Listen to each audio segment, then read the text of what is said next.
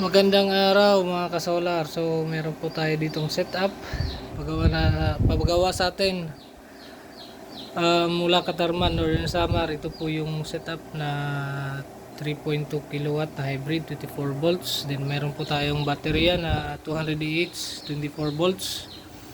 At ito po yung controls natin. So currently meron tayong solar input na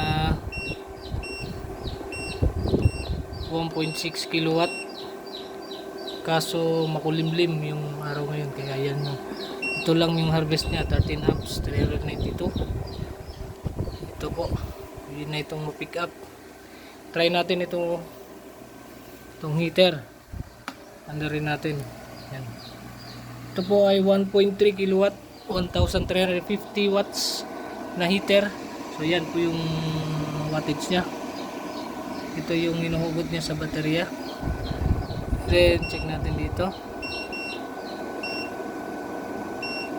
Yan, 44%, 1.35 kilowatt. So maraming salamat sa inyo, sir. God bless po.